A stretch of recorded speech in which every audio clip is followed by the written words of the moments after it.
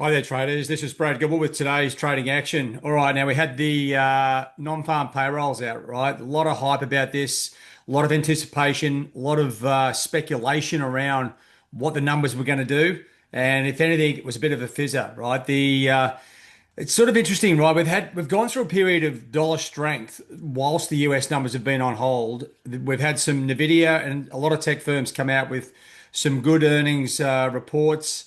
The equity markets have gone up and now everything's going down, right? It's a little bit muddled, right? I think if anything, just having a look at the major currency pairs, and I've purposely left the trend lines sort of where they were, just so you can sort of see what's happening. I mean, they are generally working, but the price action and everything else, there's no flow, right? There's no flow. Everyone's looking to make some money. Now, I know a lot of guys still at the banks, they are sort of under pressure to sort of generate cash, but the opportunities are a little bit sort of left of center, right? You look across the hourlies, I mean, the beast just keeps going up, and we're seeing crazy price action as you'd expect as some of these US numbers come back online. Look at the daily charts, and it's a little bit easier to work out what's going on, right? Euro's drifting sideways, so is sterling with a downward sort of bias. Aussie directly sideways, and once again, Kiwi pretty much the same as sterling, drifting lower. Well, that's actually going down. I can't say it's sort of sideways. Now, dollar CAD heading topside, oil at $58, right? Putting pressure on CAD itself. So dollar's going up there. The beast heading north for summer or winter, whichever you like. Dollar Swiss, as you can see, sideways, and there's a little bit of an upward bias here on dollar index, right? So you're like looking across the board here. It's like pretty hard to work out, should we be buying or selling, right? What we're hoping for, or what we were hoping for with the US numbers, was to get some clarity on what's going on. Now, the US Treasury yields are basically stuck, right? Equity markets are getting flogged, right? This should produce a risk-off profile. I mean, I'll tell you what, there's a lot of, this is almost the correction the equity markets needed to have. Month to date, a lot of things down 7%. The rest of them, like 1 week, okay, down 3%.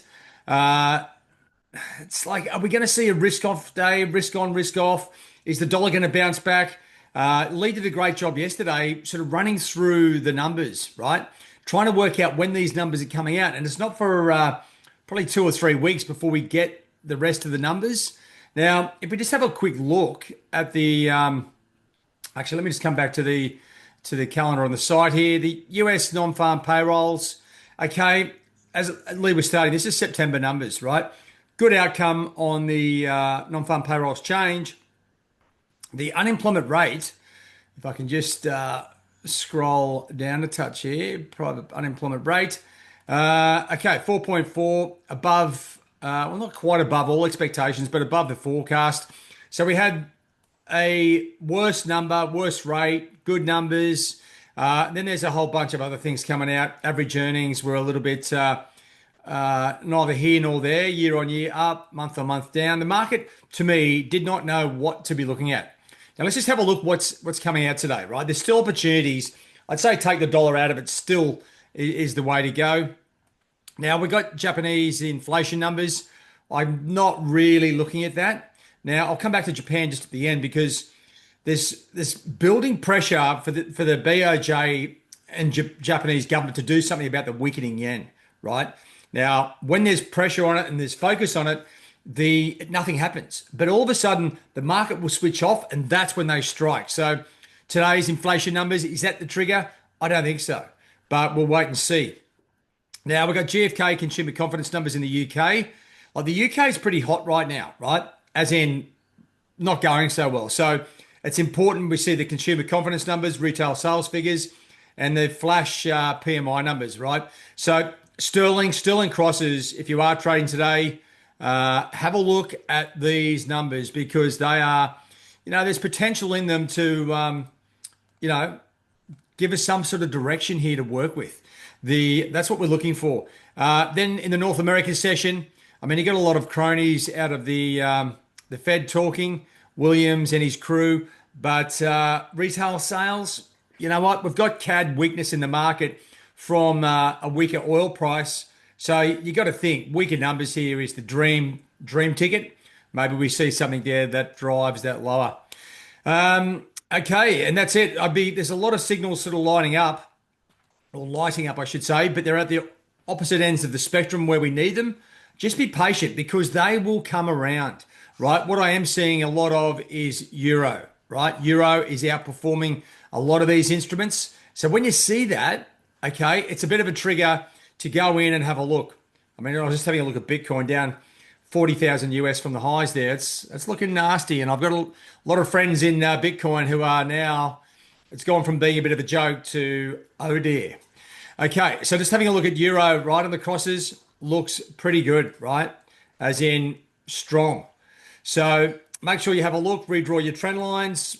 Euro Kiwi, that looks like a pretty good trade. Obviously, Euro Yen and Euro's sort of outperforming most things. But don't forget, a lot of these too are sort of sitting within recent ranges. So we'll poke around, see what we've got, see what the signals say. When you come back and have a look at sterling on the other side of things, it is not looking as peachy, right? The sterling has been struggling against a lot of different things. Sterling CAD downside, even with CAD weakness, still going down. But to me, I'm not trying to overthink this market, right? With the data, the lack of numbers coming out, and all those sorts of things. If you scroll through the various pages, you can get a bit of a feel for what's going on, and it's like, what are the Fed going to do? What are the US numbers going to be?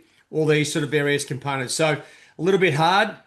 That's when I sort of go into sort of neutrality mode, and I'll just be looking for the signals, looking for the alert. If it lines up, there's a trade on, and that's all I need to know, right? It's almost time to sort of switch off, be less subjective, be objective around what's trading and what's making money, and that's where the opportunities can come from.